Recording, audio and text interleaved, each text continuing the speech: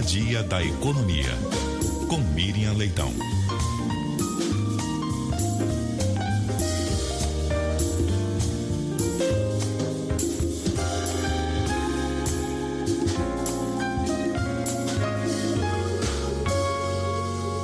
Muito bom dia para você, Miriam Leitão. Bom dia, Milton. Bom dia, Cássia. Bom dia, ouvintes da Rádio CBN. Hoje o dia já começa quente, né, gente? Aliás, não para, né? De todos os lados, em todos os cenários que a gente olha, o noticiário realmente é pesado e com atualizações frequentes. Nós estamos, claro, evidentemente, também olhando para esse cenário de guerra que nós acompanhamos no Oriente Médio, com impactos na economia e impactos no petróleo, Miriam. Tá, eu queria só falar uma palavrinha sobre o Daniel Borcaro. Não surpreende quem acompanha e está acompanhando como jornalista, como eu, como todos vocês, acompanhando todas as investigações. Não surpreende essa prisão porque tinha outros inquéritos em andamento. Aquele primeiro inquérito, ele foi preso da fraude, da venda da carteira fraudulenta para o PRB.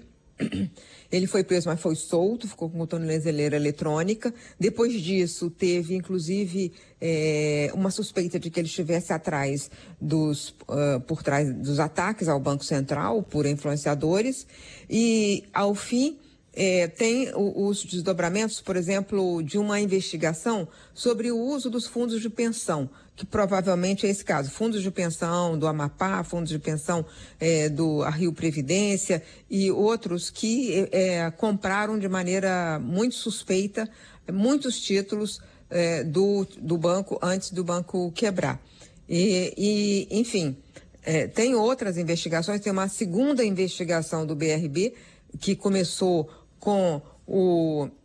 quando o próprio BRB levou alguns achados da sua investigação interna para a Polícia Federal, abriu uma nova investigação. Então, essa prisão dele não surpreende porque tem outras investigações em andamento. Ao longo do dia, nós vamos saber exatamente qual foi o motivo da prisão. Nesse momento, a Polícia Federal está na rua executando as outras ordens, os outros mandados de prisão, afastamento e de busca e apreensão. Milton e Cássia. Bom, Miriam, e agora vamos para a questão... Desculpa, da situação internacional. A situação internacional está pegando muito forte hoje.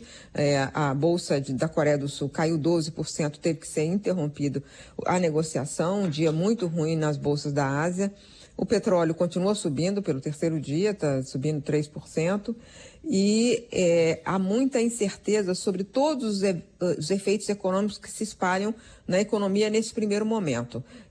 Aumento do preço do frete marítimo, aumento dos seguros, aumento do preço do petróleo, com o impacto disso, né, nas economias.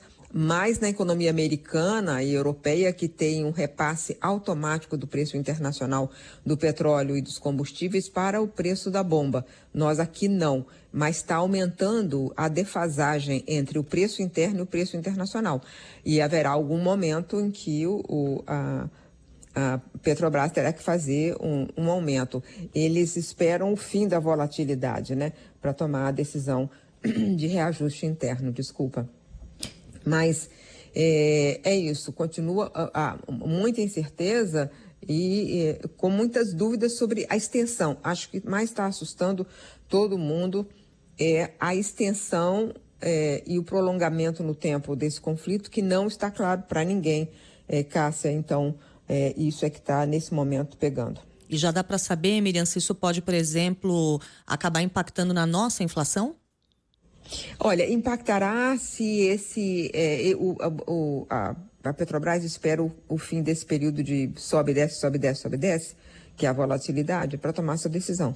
Mas certamente o petróleo ficará num outro patamar. E ficando no outro, estava muito baixo, chegou a 60, né? Eu comentei já aqui que tem petróleo sobrando no mundo, então, não vai ter grandes aumentos de petróleo, mas nesse momento inicial, pelo nervosismo, pela especulação mesmo, em torno do que virá, aumenta o preço do petróleo e isso impacta a inflação. É possível que tenha, mas veja, a inflação brasileira está baixa e tem caído. E ontem foi divulgado o PIB, eu não cheguei a comentar aqui com vocês, porque foi divulgado às 9 horas da manhã, né? Já tinha passado a minha participação, mas o PIB mostrou desaceleração e mais desaceleração na ponta, o que significa que o país entrou nesse ano, o Brasil, já desacelerando. E essa crise é uma crise recessiva. Então, no mundo, quer dizer, vai reduzir o crescimento do mundo. O que significa, o que eu quero dizer com isso é que essa ideia de que talvez o Banco Central não reduza juros ou só reduza 0,25%, que tem ganhado adeptos na análise do mercado financeiro, eu não acredito ainda por causa disso, porque internamente a gente está com a inflação caindo e o crescimento sendo reduzido por causa da taxa de juros. Ela é muito alta, então ela pode ser reduzida apesar do quadro internacional de aumento de incerteza. Mas vamos ver o que o Banco Central decide daqui a 2 semanas, Cássia. Muito obrigado, Miriam. Bom dia para você. Bom dia. Bom dia.